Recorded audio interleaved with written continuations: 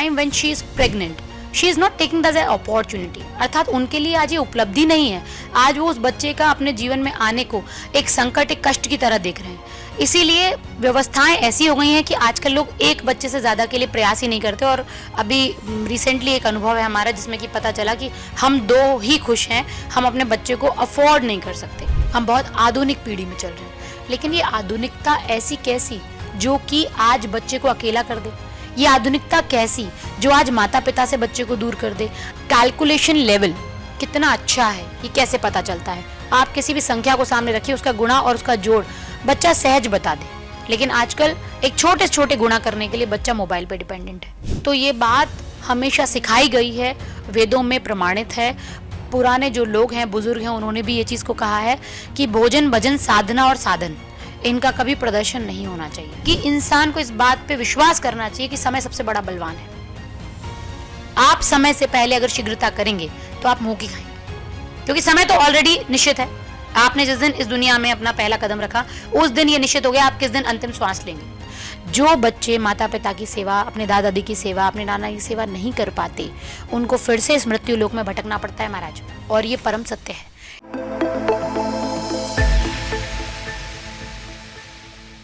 नमस्कार और स्वागत है आप सभी का संगम टॉकीज में, एक ऐसा मंच जहां हम विचारों, अनुभवों और आत्मिक यात्राओं का संगम करते हैं। आज का एपिसोड हमारे लिए बहुत ही विशेष है। हमारे बीच आज एक ऐसी प्रेरणादायक मेहमान उपस्थित है जिनकी वाणी में शांति है, जिनके विचारों में गहराई है और जिनका जीवन सेवा, साधना और समर्पण का प्रतीक है। हम स्वागत करते हैं पूजनीय साध्वी लक्ष्मीदास जी का। आप वर्षों से आध्यात्मिक चेतना के प्रचार प्रसार में सक्रिय हैं, युवाओं को मार्गदर्शन दे रही हैं और आज हम आपके साथ न केवल आपके अनुभवों की यात्रा पर चलेंगे बल्कि अपने जीवन दर्शन से सीखने का प्रयास भी करेंगे। साध्वी लक्ष्मीदास जी, आपका संगम टॉकीज में हार्दिक स्वागत है। जय श्री राम। तो मेरा आपसे पहला सवाल है कि आज के युवा अक्सर अपने जीवन की दिशा को लेकर परेशान रहते हैं, उन्हें आत्मविश्वास और सही रास्ता कैसे मिल सकता है? अगर आप युवा को विपरीत व्यवस्था में रखेंगे तो इसका अर्थ आता है वायु। वायु को अगर विपरीत कर दिया जाए तो युवा बन जाता है। इसका एक मूलभूत शाब्दिक जो अर्थ है वो ये आता है कि एक ऐसा व्यक्ति जो वेग कैसा भी हो, चाहे विपरीत हो, अनुकूल हो, परिस्थितियां कैसी भी हों, लेकिन वो पारिवारिक, मानसिक और शारीरिक दृष्टिकोण से स्वयं को उससे लड़ने के लिए सक्षम और अडिग बनाए रखता है। तो ऐसा युवा जो हर परिस्थिति में स्वयं को अडिग बनाए रखे, वह हमारी युवा पीढ़ी है। और ऐसे व्यक्ति को आध्यात्मिक अवस्था से जुड़ने के लिए या पारिवारिक व्यवस्थाओं के साथ संयम बनाए रखने के लिए या सामंजस्य बनाए रखने के लिए सबसे पहले तो ये समझना पड़ेगा कि उनकी जो जड़ें हैं, जो उनकी नींव है, वो कैसी रखी जा रही है। पारिवारिक व्यवस्था के अनुसार जो हमारी पहले की मातृशक्ति थी वो अपने बच्चों को गर्भाधान के समय से ही, जबकि बच्चा, बालक, शिशु वो क्या है, स्त्री है, पुरुष है, इस बात का बोध ना होते हुए भी उसे गर्भ से संस्कार देना, परिवार के विषय में ज्ञान कराना, उसका अनुभव देना, उसके साथ अच्छे विचारों का आदान प्रदान करने जैसी क्रियाकलापों में अपने आप को सदैव निवृत्त रखती थी। अर्थात अगर आज की लैंग्वेज में बात करें तो उनका पूरा प्रेगनेंसी पीरियड जो होता था वो कंप्लीटली उनके अपने बच्चे को नर्चर करने के लिए इन्वेस्ट किया जाता था। आज स्थिति क्या है कि that time when she is pregnant she is not taking that as opportunity, अर्थात उनके लिए आज ये उपलब्धि नहीं है। आज वो उस बच्चे का अपने जीवन में आने को एक संकट, एक कष्ट की तरह देख रहे हैं। इसीलिए व्यवस्थाएं ऐसी हो गई हैं कि आजकल लोग एक बच्चे से ज़्यादा के लिए प्रयास ही नहीं करते। और अभी रिसेंटली एक अनुभव है हमारा जिसमें कि पता चला कि हम 2 ही खुश हैं, हम अपने बच्चे को अफोर्ड नहीं कर सकते। ऐसा है, परमात्मा की जो इच्छा है उसके अनुसार यदि हम बात करें तो हर प्राणी जो इस दुनिया में, इस जीव में जीवात्मा आई है, ईश्वर अंश जीव अविनाशी, सभी के अंदर एक जो अंश है वो जीव अंश जो है वो ईश्वर का है। अगर ईश्वर तत्व कहीं पे आया है, वो उसने अपनी उपस्थिति ली है, तो उसने हर प्रकार से अपने आने वाले समय को उसी दिन सुनिश्चित कर लिया है जिस दिन गर्भाधान संस्कार हुआ है। हम इस बात को सोच के बड़ा गर्व अनुभव करते हैं कि हमने अपने बच्चों को पाला पोसा बड़ा किया। हम अपने बच्चों को पालने पोसने योग्य हैं ही नहीं। यदि मैं सीधी सीधी भाषा में कहूँ तो हर व्यक्ति जो इस दुनिया में आया हुआ है उसको अपने जीवन में, पारिवारिक व्यवस्थाओं में माँ बनने का जो सुख है, जो पिता बनने का जो अनुभव है, ये बड़े ही सौभाग्य से मिलता है। और जब ये अनुभव मिलता है तो व्यक्ति इसे, आपकी लैंग्वेज में कहें तो, इंजॉय करे, आनंद ले, वो आनंद की अनुभूति कि हमसे एक नए जीव की उत्पत्ति हुई है। जब आप इस विचारधारा के साथ अपने शिशु का लालन पालन पोषण करते हैं तो आप उसे ऐसे संस्कार, ऐसे पारिवारिक नियमों के से अवगत कराते हैं जिनके आधार पर वो कभी एक तो अकेला नहीं रहता, उसके साथ जीवन में कभी ऐसी कोई व्यवस्था नहीं बनती कि वो खुद के अंदर खुद में ही समाहित रहे। उसका अत्यधिक समय पारिवारिक नियमों के अनुसार परिवार के लोगों के साथ व्यतीत होता है, जिससे कि उसे अच्छे संस्कार, अच्छे अनुभव, आसपास के वातावरण से एक ऐसी व्यवस्था मिलती है जो कि उसे नर्चर करने में, उसे आगे बढ़ने में सहयोग करती है, जो आज के युवा के लिए बहुत आवश्यक है। यदि आज का युवा वर्ग इस व्यवस्था को अपने शिशु काल से लेके युवा समय तक यदि वैसे के वैसे चलता है जैसे कि पहले के समय में गुरुकुल में बच्चों को शिक्षा दी जाती थी, परिवार में बच्चों का रहन सहन होता था, अगर आज भी वो वातावरण फिर से आ जाए, हम मानते हैं हम बहुत आधुनिक पीढ़ी में चल रहे हैं, लेकिन ये आधुनिकता ऐसी कैसी जो कि आज बच्चे को अकेला कर दे? ये आधुनिकता कैसी जो आज माता पिता से बच्चे को दूर कर दे? ये आधुनिकता कैसी जिनके मन में अपने गुरु के प्रति सम्मान ना हो? ये आधुनिकता कैसी जिसको गुरु बनाने का महत्व पता ना हो? ये आधुनिकता कैसी जिसको ये पता ना हो कि हमसे बड़े यदि हमारे समक्ष खड़े हैं तो हमें उठ के उनके लिए खड़ा होना है, उनके लिए स्थान छोड़ना है, बजाय इसके कि उनके बगल में जाके ये बिना सोचे समझे बैठ जाना है कि इनके अनुभव में और मेरे अनुभव में बहुत अंतर है। तो युवा के भटकाव का जो सबसे बड़ा कारण है, या आज की पीढ़ी के जो भटकाव का सबसे बड़ा कारण है, वो कोई और नहीं है, माता पिता है। माता पिता ने इतनी सुविधाएं, इतनी उपलब्धता उन्हें करा दी है कि वो ये भूल गए हैं कि हमें बच्चे को पोषित करना है, ना कि उसे नपुंसक या उसे डिपेंडेंट अर्थात हमारे ऊपर आधारित बनाना है। हम जितने आधारित हैं, जैसे उदाहरण के लिए हम बात करें, मेरा कैलकुलेशन लेवल कितना अच्छा है ये कैसे पता चलता है? आप किसी भी संख्या को सामने रखिए, उसका गुणा और उसका जोड़ बच्चा सहज बता दे, लेकिन आजकल एक छोटे छोटे गुणा करने के लिए बच्चा मोबाइल पे डिपेंडेंट है। हम ही आधारित हो गए हैं तो हमारा बच्चा क्यों नहीं आधारित होगा? बच्चा कुछ नहीं सीखता, वो वही सीखता है जो उसे स्कूल में सिखाया जाता है, साथ ही साथ जो आजकल के फैशन में ट्यूशन में सिखाया जाता है, और जो सबसे महत्वपूर्ण है, जो सबसे ज़्यादा वक्त व्यतीत होता है बच्चे का, वो घर में होता है।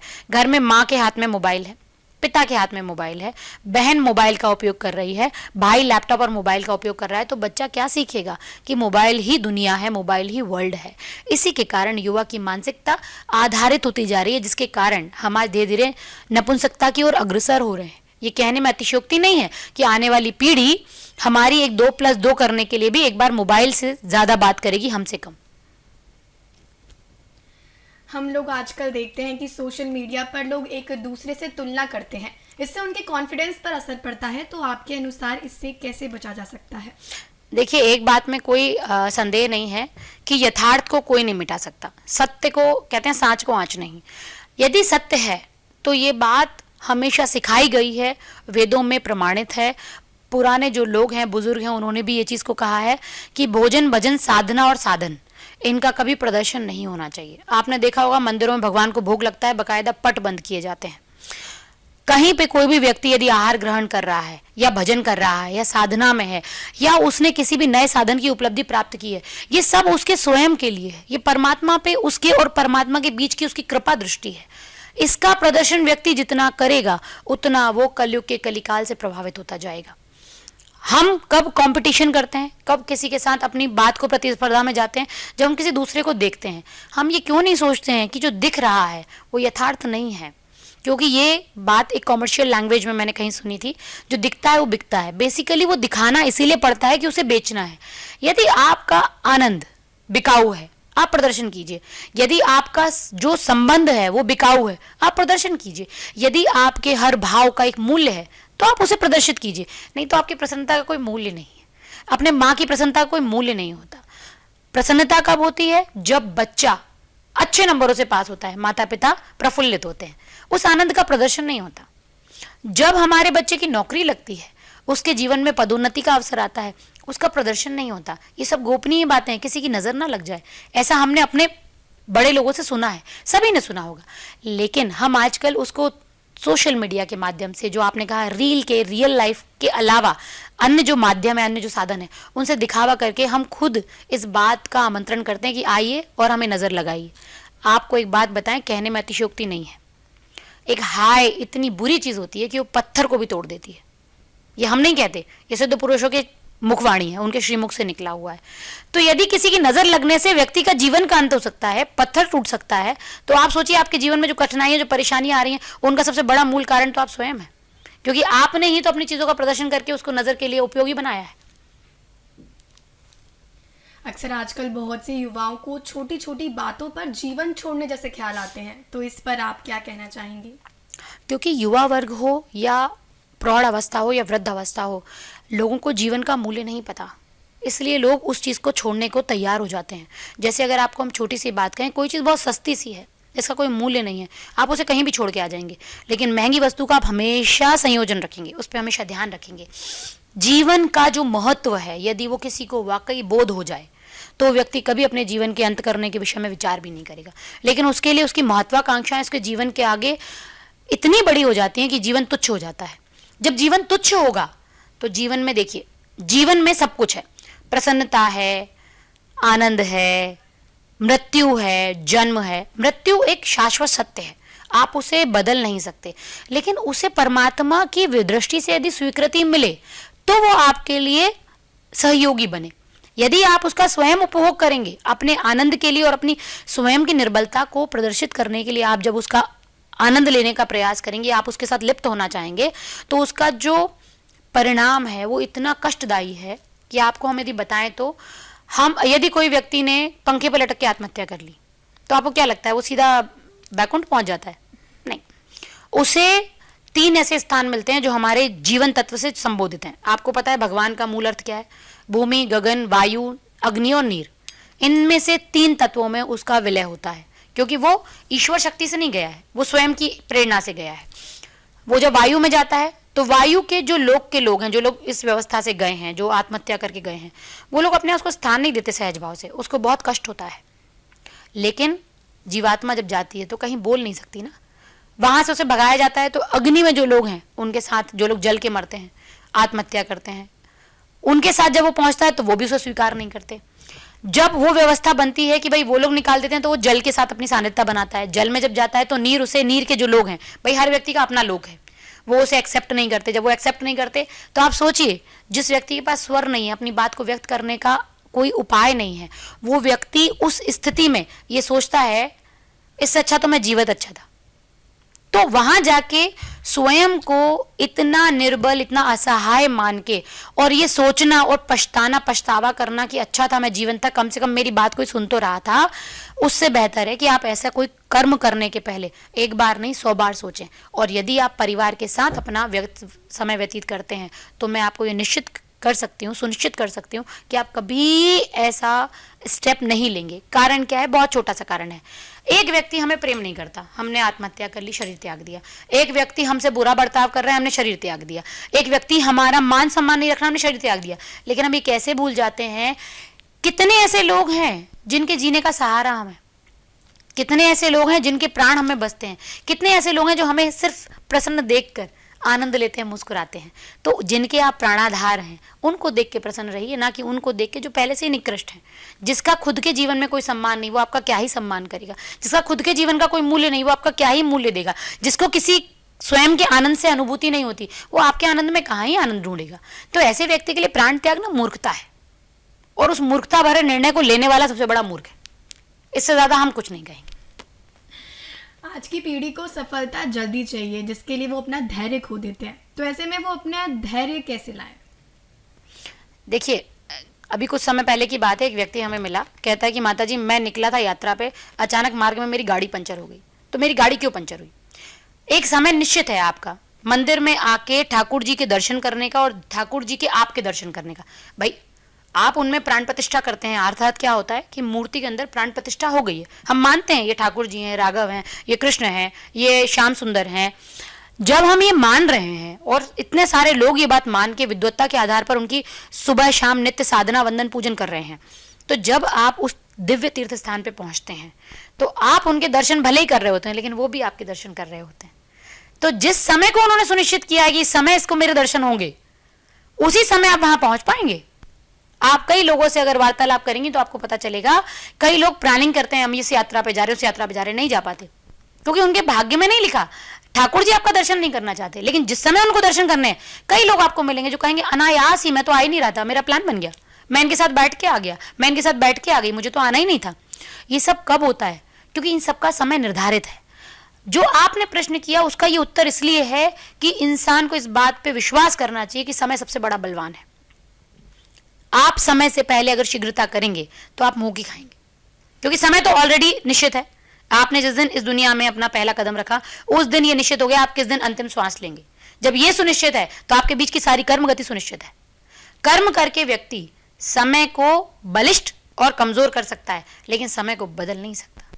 तो शॉर्टकट लेने वाले लोग आज शॉर्टकट ले लेंगे, लेकिन कल उनको जहां पहुंचना है उनके लिए उनको और संघर्ष बढ़ जाएगा। ये आप प्रमाणिक चीज हम आपको बता रहे हैं। आप इसको कहीं भी तथ्यात्मक रूप से देख लीजिए, टेस्ट करके देख लीजिए। आप कहीं शॉर्टकट लीजिए, आपको अगला रास्ता उससे दुगना लंबा मिलेगा। क्यों? क्योंकि आपके लिए जो समय सुनिश्चित है वहां पहुंचने का, आप तभी पहुंचेंगे, आप उसके पहले नहीं पहुंच सकते। अगर समाज सिर्फ पैसा और चीजों के पीछे भाग रहा है तो कोई युवा आध्यात्मिक रास्ता कैसे चुन सकता है? जब हमारा बच्चा हमारे पास होता है हम उसे शिक्षा ऐसी देते हैं कि आप इतना कमाएंगे, इसके लिए आपको ये सब्जेक्ट चुनना चाहिए, आप इतना कमाएंगे, इसके लिए आपको इस लाइन पे जाना चाहिए। आपने उद्देश्य क्या रखा, अंतिम लक्ष्य क्या रखा? उपार्जन। पैसा तो मजदूर भी कमाता है। मजदूरी करने वाला व्यक्ति यदि पैसा कमाता है, एक इंजीनियर भी पैसा कमाता है, एक डॉक्टर भी पैसा कमाता है, एक व्यवसायिक भी पैसा कमाता है। अंतर किस बात का है? कि उसकी शिक्षा उसे कितना बुद्धि से बलिष्ठ करती है, वो कितनी चीजों को कितने अच्छे तरीके से निर्णय लेके डील कर सकता है, कितने लोगों को वो आंसर करके स्पष्ट रूप से उन्हें आप कह सकते हैं कि संतुष्ट कर सकता है। अगर हम इसकी बात करने जाएंगे तो एक छोटा सा बात है, छोटा सा सिद्धांत है इसका। किसी बच्चे को शिक्षा यदि लेनी है तो उसे बुद्धि से बलिष्ठ करने के लिए शिक्षा दीजिए, कमाने के लिए नहीं। कमा तो वो कैसे भी लेगा। किसी बच्चे को आपको आगे यदि बढ़ाना है तो उसे शिक्षा का महत्व समझाइए कि पढ़ाई से क्या होगा। आप जब डॉक्टर बनेंगे तो आप इतने लोगों का जीवन सुरक्षित कर सकते हैं। जहां पर उद्देश्य सच्चा हो, अच्छा हो और सुनिश्चित हो, लक्ष्मी स्वदेव वहां चली आती है। वैसे भी आपको बता दें, ये वेदों में लिखा है, सरस्वती का पीछा लक्ष्मी करती है, लक्ष्मी का पीछा कभी सरस्वती नहीं करती। इसीलिए लक्ष्मी गलत तरीके से भी आती, अच्छे तरीके से भी आती है। हमारा तो नाम ही लक्ष्मीदास है, इसीलिए हमें इस बात का पूर्णतः बोध है कि महाराज जी ने जब नामकरण किया था तो इसके बहुत सारे अर्थ हमें समझाए गए थे। तो यदि आपको अपने बच्चे को सद्भाव सद्गति के साथ देना है और उसके जीवन को आप लंबे तरीके से अच्छी तरह व्यतीत कराने के लिए बनाना चाहते हैं समृद्धि के साथ, तो उसे शिक्षा का, सरस्वती का महत्व समझाइए। यदि वो ये समझेगा तो वो कभी भी असफलता विफलता से दूर नहीं भागेगा, उसे सफलता का अगला पायदान पता होगा। यदि आप आज फेल होगे तो आप अगला रास्ता बहुत स्ट्रांग लेंगे, अगला मार्ग बहुत सुदृढ़ता से अपने अनुभव से सुनिश्चित करेंगे। इसीलिए शिक्षा ज्यादा अनुभव महत्वपूर्ण है। आजकल युवाओं को अपनी पहचान की तलाश रहती है, तो इस दिशा में उन्हें क्या करना चाहिए? पहचान तो आपकी है, आप मनुष्य हैं। कहते हैं 84 लाख योनियों में भटकने के बाद मनुष्य योनि मिलती है। तो आपको यदि प्रभु ने 84 लाख योनियों से निकाल के यहाँ लाया है तो ये तो आपकी अपने आप में पहचान है कि आपकी कर्म और आपकी कर्म गति बहुत अच्छी होगी, तब आपको मनुष्य योनि मिली है। लेकिन मनुष्य योनि में आने के बाद अपने प्रारब्धों से तो आप नहीं बच सकते। तो आपके सभी प्रारब्धों का जो संयोग है, जो नियमावली है, जो आपके हिसाब से कहें तो हिसाब किताब बचा है, कैलकुलेशन बची है, जो आपके प्रारब्ध का हिसाब किताब है, कैलकुलेशन बनी हुई है, जो कैलकुलेशन में आपका पहले का कुछ ड्यूज बचा हुआ है, उसको सुनिश्चित करने के लिए मनुष्य योनि में आपको कई ऐसे लोग मिलते हैं जिनसे आपका संपर्क होता है, कई ऐसे लोग मिलते हैं जिनसे आपका सिर्फ संवाद होता है, कई ऐसे लोग मिलते हैं जिनसे आप सिर्फ टेलीफोनिक चर्चा करते हैं। इसका कारण क्या है? जिसके साथ जितना ड्यू है उससे ही आपका उतना स्ट्रॉन्ग कनेक्शन बनेगा। नहीं तो एक बात सोचिए, 144 करोड़ की आबादी में एक व्यक्ति है, मान लीजिए पूजा का पति है दीपक, तो दीपक की शादी पूजा से ही क्यों हुई? इतने सारे लोग हैं दुनिया में, किसी और से भी हो सकती थी, लेकिन नहीं, पूजा के भाग्य में दीपक का जो पुराना प्रारब्ध है उसके अनुसार उसका ड्यूज था, जिसको क्लियर करने के लिए यहाँ पर वो सेवा भाव में उसके साथ जुड़ी हुई है। इसी प्रकार हम अपने प्रारब्ध के अनुसार ही, आप सोचते होंगे हमने अग्रवाल परिवार में जन्म लिया, हम विनोद अग्रवाल के घर ही क्यों पैदा हुई, हम इस व्यक्ति के घर पे ही जाट परिवार में क्यों पैदा हुए, हम सिंह परिवार में क्यों पैदा हुए? उसका कारण क्या है? उसका कारण है पिछले समय में आपने उनसे सेवा ली, अब यहाँ पर आपका सेवा भाव होना चाहिए। जो बच्चे माता पिता की सेवा, अपने दादा दादी की सेवा, अपने नाना की सेवा नहीं कर पाते, उनको फिर से इस मृत्यु लोक में भटकना पड़ता है महाराज। और ये परम सत्य है। इसीलिए जब आपको अपनी पहचान की बात आए तो सबसे पहले तो ईश्वर को प्रतिदिन धन्यवाद दीजिए कि आपने मुझे मनुष्य बनाया है। मैं मन की इच्छाओं का स्वामी हूँ, मेरे पास हर भाव को व्यक्त करने के लिए अलग अलग भाव है और ये मेरी सबसे बड़ी उपलब्धता है। इससे बड़ी क्या पहचान होगी? अपने नाम के आगे डॉक्टर, इंजीनियर, आपका एक उपरोक्त जो सामाजिक दृष्टिकोण से दी गई एक उपाधि या पद लग भी जाए तो वो आपके अस्तित्व को नहीं बदल सकता, आपके व्यवहार को नहीं बदल सकता। तो आपके अंदर का भाव, आपकी व्यवहारिकता आपको अपने परिवार और संस्कारों से मिलती है। उसकी जो पहचान है वो पहचान को सुदृढ़ बनाइए। आपको किसी पद की, किसी पहचान की वैसे भी आवश्यकता नहीं है। जैसे कि अभी आपने बताया कि जो रिश्ते हैं आजकल की जो युवा पीढ़ी है वो नहीं निभा पाती हैं, जिस वजह से ये कमज़ोर हो जाते हैं। तो ऐसे में रिश्तों को मजबूत कैसे बनाया जा सकता है? रिश्तों का जो मापदंड है वो पहले तो ये मानना पड़ेगा कि पत्नी को इस बात का ईश्वर पे, तथ्य पे विश्वास करना पड़ेगा कि यदि इसको मेरा राम जी ने पति बनाया है, नारायण ने मेरे को पति बनाया है, जिस भी भगवान को आप मानते हैं उन्होंने आपका पति, यदि आपको इसको बनाया है और पति को भी ये मानना पड़ेगा कि इसको ही मेरी पत्नी बनाया है, जो कि हमने कहा, तो ये ईश्वर की इच्छा है। इसी प्रकार माता पिता, भाई बहन सब ईश्वर प्रदत्त हैं। जब ईश्वर के निर्णय पे आप संदेह करने लगोगे तो जीवन में कष्टों के सिवा आपको कुछ नहीं मिलेगा। सबसे पहली चीज इस बात का विश्वास कीजिए कि यही परम सत्य है कि यही मेरा वो रिश्ता है जिसको मुझे निभाना है, चाहे मैं कैसे भी निभाऊं। अब रिश्ते निभाने के 4 प्रकार हैं। पहला प्रकार, आप प्रसन्नता से निभाइए। दूसरा प्रकार, आप काट के निभाइए, हाँ ठीक है चल रहा है। तीसरा प्रकार, आप दुखी होकर निभाइए। और चौथा सबसे उत्तम प्रकार कि ईश्वर की इच्छा के साथ उसे इतने आनंद के साथ निभाइए कि कितना भी समय पर विपरीत क्यों ना आ जाए, लेकिन मेरे रिश्ते की सुदृढ़ता नष्ट नहीं होना चाहिए। जब व्यक्ति इस विषय पर विचार करेगा तो उस रिश्ते को परमात्मा के आशीर्वाद के रूप में लेगा, चाहे वो कोई भी संबंध हो। तो आप अपने रिश्तों को तोड़ने का तो सोचिए, विकल्प की बात भी नहीं करेंगे। और यही सबसे बड़ा मूल तत्व है। आज ऑप्शन ज्यादा हैं, फीमेल वर्किंग में है, मेल वर्किंग में है, वहां लोगों को देखते हैं। लेकिन आप सोचिए, जब ये व्यक्ति आपका पति बन के आएगा, आपका भाई बन के आएगा, आपका पिता बन के आएगा, तो क्या ये यही व्यवहार करेगा? जब ये महिला मेरी बहन, मेरी पत्नी या मेरे माँ के रूप में आएगी तो भी ये यही व्यवहार करेगी? नहीं, क्योंकि रिश्तों से व्यवहारिकता का परिवर्तन होता है और उस व्यवहारिकता के चलते आपके अपने लोग ही आपके विषय में अच्छा सोच सकते हैं, सच्चा सोच सकते हैं, निस्वार्थ सोच सकते हैं, जो कि दूसरा व्यक्ति कभी भी सोच नहीं सकता। तो आपके अनुसार समाज की समस्याओं का हल शासन में है या व्यक्ति के बदलाव में? शासन हम किस पे करेंगे? शासन का अर्थ क्या है? किसी को अपने अनुसार चलाना। जब आप स्वयं ईश्वर के अनुसार नहीं चल सकते तो आपके अनुसार कोई दूसरा क्यों चलेगा? किसी को भी आपको अपने अनुसार चलाने की आवश्यकता क्या है? हम सब ठाकुर जी की कठपुतलियां हैं। हम उस कठपुतली को नचाने वाला परब्रह्म ईश्वर बैठा हुआ है। यदि आप आज मुझसे कोई बात कर रहे हैं तो ये आपका और मेरा संयोग नहीं है, ये संयोग पहले से निर्धारित है। तो इस बात को यदि हम मान लेंगे कि ईश्वर सबसे बड़ी परम शक्ति है तो हमें किसी को अपने अनुसार चलाने के लिए शासन करने की आवश्यकता ही नहीं है। हाँ, हम किसी के प्रति अच्छा भाव रखते हैं। आप अपनी बात सामने रखिए और कहिए आपका इस विषय में क्या विचार है। चर्चा, परिचर्चा बहुत बड़े बड़े संबंधों को तो छोड़िए, सीमाओं पे भी अनुकूलता ले आती है। सीमाओं के संबंधों में भी सहजता आ जाती है। देशों के संबंधों में सहजता यदि चर्चा परिचर्चा से आ सकती है तो ये तो घर है। हमारा एक छोटा सा निवेदन सभी से होता है, आग्रह कह लीजिए इसको। जितने भी परिवार हैं, यदि वो रोज एक नियम बना लें कि मुझे हर संबंध के साथ 5 मिनट रोज देना है, सिर्फ उस संबंध की चर्चा के लिए, ना कि उसके आसपास के वातावरण या परिवार की चर्चा के लिए, तो आप विश्वास रखिए आपके किसी भी संबंध में कभी कटुता नहीं आएगी। आप अपना तर्क रखिए कि मुझे ये समस्या है, मुझे ये चीज ठीक नहीं लगी, आपको इस पे क्या कहना है। उसके विचार को सुनिए और समझिए। उससे क्या होगा, कोई भी बात, कोई भी भाव एक लंबे समय तक आपके साथ नहीं चलेगा। तेरा तुझको अर्पण क्या लागे मेरा। मुझे अपने भाई से प्रॉब्लम है, सामने बताइए। मुझे अपनी बहन से प्रॉब्लम है, उसी दिन उसी समय सामने बताइए। ये विचार मत कीजिए कि नहीं मैं बाद में बात करूंगा। जब आप ये विचार करते हैं बाद में बात करूंगा, चीजें लिंक होती चली जाती हैं, बढ़ती चली जाती हैं। क्रोध को पालना अच्छी बात है, तर्क को पालना अच्छी बात कभी नहीं है। आजकल की जो समाज है इसमें दिखावे की संस्कृति बढ़ती जा रही है, इसका प्रभाव युवाओं की मानसिकता पर पड़ रहा है, तो इस पर आप क्या कहना चाहेंगे? देखिए, मैंने अभी पहले भी आपको ये बात कही, अभी फिर मैं वही कहती हूँ। दिखावा, जो दिखता है वो बिकता है।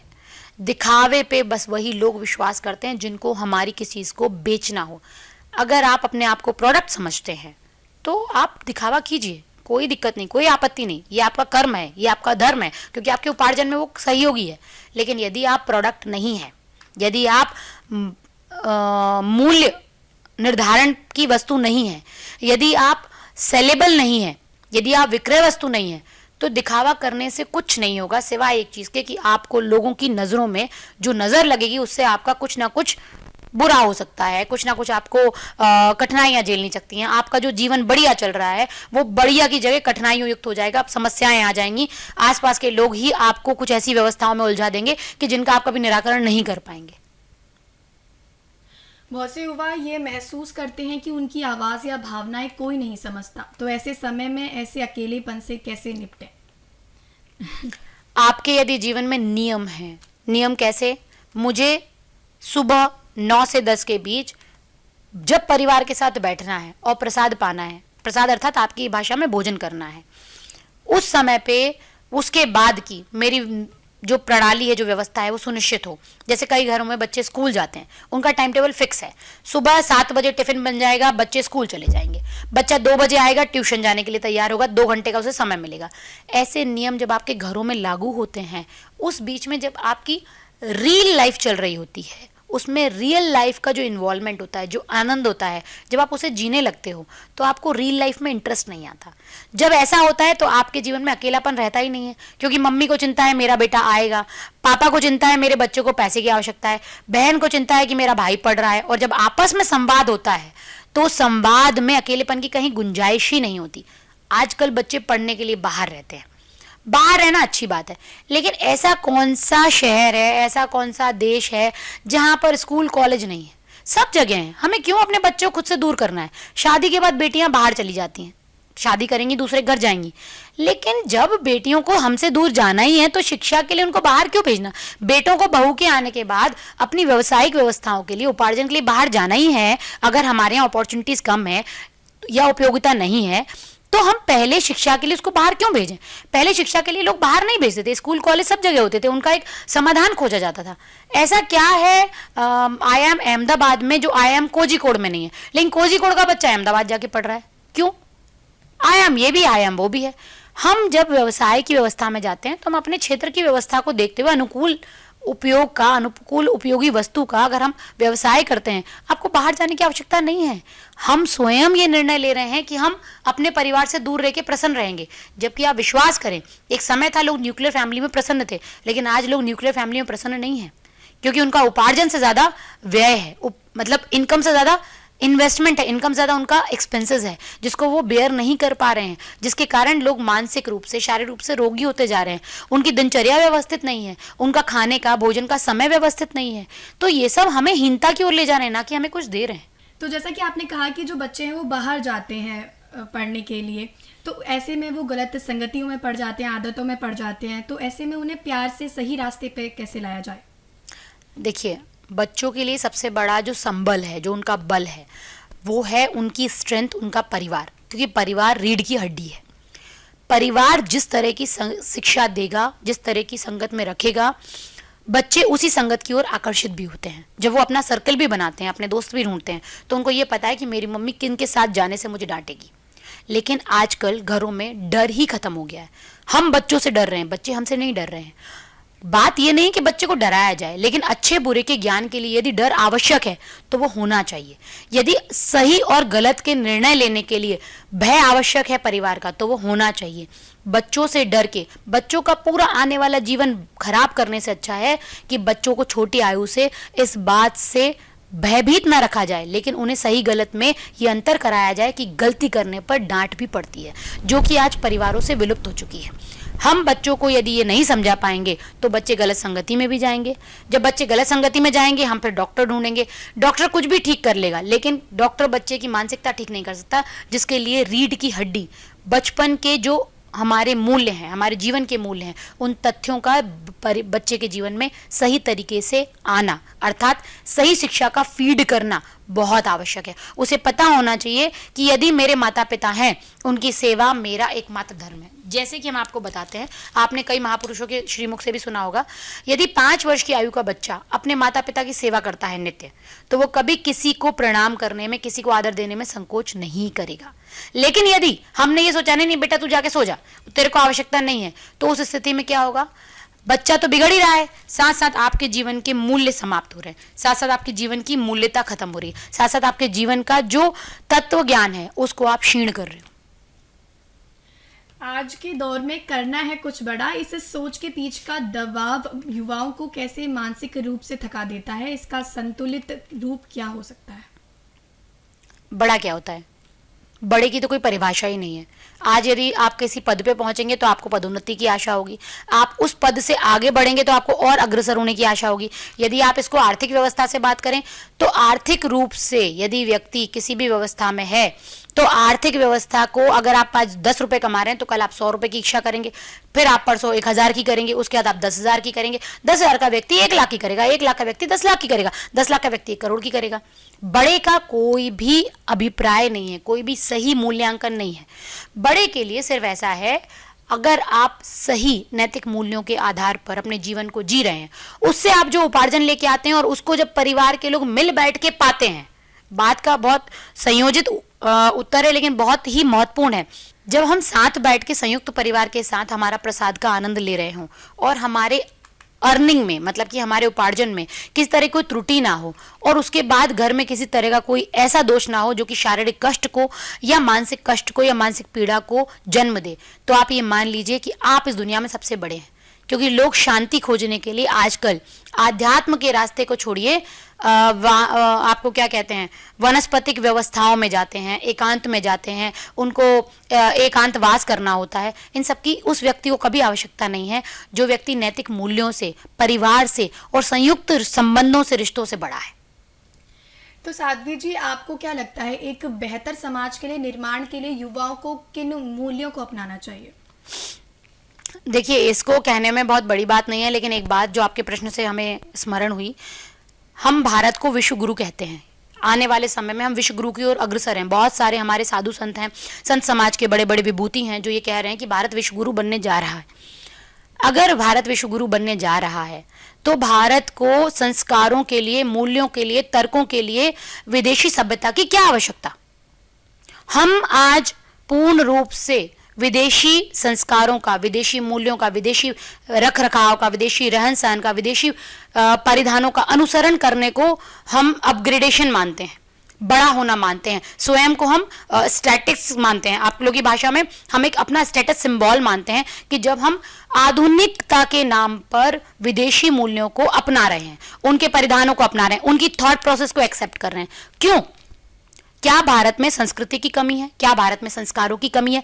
क्या भारत में विविधताओं की कमी है? क्या भारत में परिधानों की कमी है?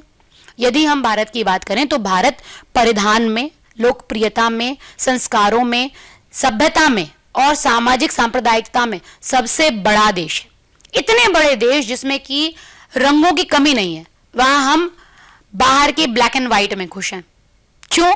क्योंकि हमें स्टेटस बनाना है। कौन सा स्टेटस? आप भारत के मूल्यवासी हैं, आपको ये कहने में शर्म आ रही है तो आप भारत छोड़ दीजिए।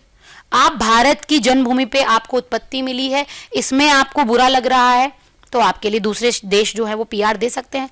लेकिन जब हम भारत के हैं और भारत के बच्चे हैं और एकमात्र ऐसा देश है जिसको माँ के नाम से संबोधित किया जाता है, इस भारत भूमि में जन्म लेने वाला हर व्यक्ति आपस में संबंध रखता है। हम सब आपस में भाई बहन हैं। हमारे बीच धर्म पृथक हो सकते हैं, नैतिक मूल्य पृथक हो सकते हैं, पर्यावरण पृथक हो सकता है, वेशभूषा पृथक हो सकती है, जलवायु पृथक हो सकती है, रहन सहन पृथक हो सकता है, लेकिन हम सब भारत माता के बच्चे हैं। भारत माता का हर बच्चा एक दूसरे से प्रेम करना जानता है। तो यदि अनुसरण की बात आए तो मध्य प्रदेश वाला राजस्थान का अनुसरण कर सकता है, अच्छी बात है। राजस्थान वाला लखनऊ का उत्तर प्रदेश का अनुसरण कर सकता है, उत्तर प्रदेश वाला गुजरात का अनुसरण कर सकता है। हमारे यहाँ तो जितने राज्य हैं उतनी अलग अलग परंपराएं और वेशभूषा और संस्कार हैं, संस्कारों में सभ्यताएं हैं। इन सब के जो मूल कहते हैं ना खजाना है, ये हमारा राजकोष है। इसको छोड़ के हमें प्री वेडिंग्स करनी है, हमें लोगों के बीच प्रदर्शन करना है, वो भी फॉरेन कल्चर्स में, जिन कपड़ों में मातृशक्ति कंफर्ट भी नहीं फील करती है। उनको पहन के उसे लगता है मैं स्टेटस मेंटेन कर रही हूँ। कौन सा स्टेटस? अंग प्रदर्शन कभी स्टेटस नहीं रहा। अंग प्रदर्शन हमेशा निर्लज्जता की ही निशानी है। हाँ, आपको लगता है कि मैं इसमें सुशोभित हो रही हूँ, एक बार स्वयं पहन के अपनी माँ को दिखाइए। अगर आपकी माता कहती हैं कि नहीं, तुमसे सुंदर इस दुनिया में कोई और नहीं है, तुम हमारे घर की गृह लक्ष्मी हो, तुम हमारी परी हो, तो हम मानते हैं ठीक है, आप उस परिधान में बहुत ही सुंदर लग रही होंगी, आभायुक्त होगी। लेकिन आपका आभा मंडल जहाँ स्वयं को कंफर्ट नहीं देता है, जहाँ स्वयं को संयमित नहीं रख पाता है, जहाँ आपको चलने में कठिनाई है, खड़े होने में कठिनाई है, बात करने में कठिनाई है, पाने में कठिनाई है, वहाँ पर आप कैसे कह सकती हैं कि हम अपनी भारतीय संस्कृति और भारतीय सभ्यता का पालन कर रहे हैं? अपनी संस्कृति, अपनी सभ्यता को छोड़ने का अर्थ है अपनी मातृभूमि को छोड़ना। और जो लोग हमारे संस्कार, हमारी सभ्यता को छोड़ के प्रसन्न हैं, मैं आपको बता दूं, आप माने या न माने, लेकिन मानसिक रूप से आप अपनी मातृभूमि को छोड़ चुके हैं। तो साथियों, संगम टॉकीज के आज के इस खास एपिसोड में आपने साध्वी लक्ष्मीदास जी की बातें सुनी, जो बहुत शांत, साफ और समझदारी से भरी हुई थी। आपकी बातें बहुत ही सरल और सच्ची थी, जो दिल को छू गई। आपने जो समय हमें दिया वह हमारे लिए बहुत कीमती है। और आप सभी श्रोताओं का भी बहुत बहुत धन्यवाद, जो हर बार की तरह इस बार भी हमारे साथ जुड़े रहे और इस बातचीत को और भी खास बनाया। हमें उम्मीद है कि आज की बातें आपको सोचने पर मजबूर करेंगी और शायद कुछ नया अपनाने की प्रेरणा भी देंगी। अब हम फिर मिलेंगे अगले एपिसोड में नई सोच, नए मेहमान और नए अनुभव के साथ। तब तक के लिए थोड़ा रुकें, खुद से जुड़ें, मुस्कुराएं और जुड़े रहें संगम टॉकीज के साथ। नमस्कार।